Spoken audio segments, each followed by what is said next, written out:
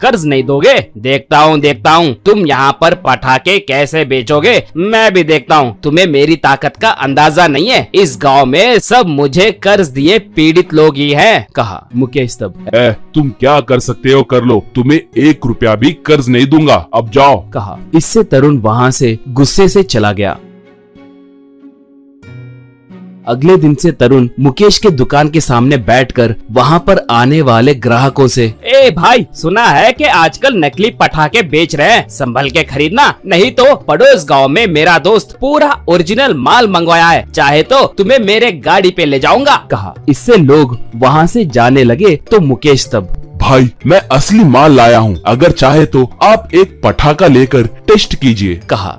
ये सुनकर ग्राहक उन्हें जो पटाखे चाहिए उन्हें वहीं जलाकर खरीद कर ले जाने लगे।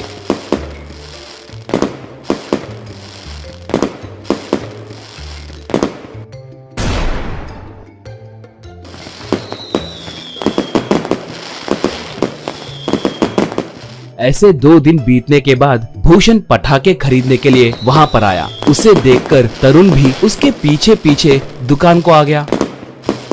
भूषण को रॉकेट्स खरीदते हुए देखकर तरुण, देखो यार, अच्छे अच्छे रॉकेट्स चुनकर यहाँ पर रखो, मैं तुम्हारे लिए अच्छे रॉकेट्स टेस्ट करके किसे खरीदना है बोलूंगा, तब घर में बच्चे तुम्हें सुपर डैड कहकर तुम्हारी तारीफ करेंगे, कहा। इससे भूषण एक एक रॉकेट को निकाल के बाजू में रखने लगा तो तरुण उन्हें जलाने लगा।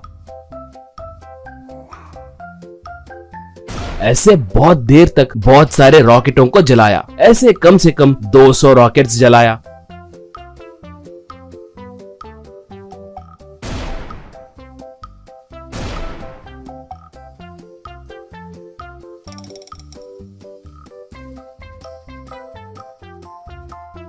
ये देखकर मुकेश गुस्से से, तुम पागल हो गए हो क्या? सारे रॉकेटों को ऐसे जलाए तो मैं क्या बेचूं? कहा। तरुण तब, देखो मुकेश राजा, तुम्हारे रॉकेट्स मेरे उम्मीदों पे खरे नहीं उतर रहे हैं और जांच करना है। मेरे उम्मीदों पे खरा उतरने वाला रॉकेट कम से कम एक भी नहीं है। एक रॉकेट तो भी चांद के पास या अंगारक ग्रह के पास जाएगा कहकर देख रहा हूँ, एक भी नहीं जा रहा है। मेरे कहने से ही मेरा दोस्त खरीदेगा, कहा। मुकेश तब, क्या रॉकेट को चांद तक पहुँचना है? इन्हें इसरो के रॉकेट समझ रहे हो क्या? हाँ, अब मुझे सब समझ आ गया। छी, नीच कहीं के, मैंने तुम जैसे निकम्मों को कहीं नहीं देखा। मुझे उकसाकर लोगों से टेस्ट करवाकर अब तक 10,000 रुपए तक नुकसान किया तूने। अब मैं तुम्हारे टॉर्चर को और बर्दाश्त नहीं कर सकता। तुम्हारे कर्ज के पैसे दे दूंगा, मेरे आड़े मत आओ भाई, हाथ जोड़ता हूँ, कहकर तरुण के हाथों में 5,000 रुपए रखा। तरुण तब, देखा, मेरे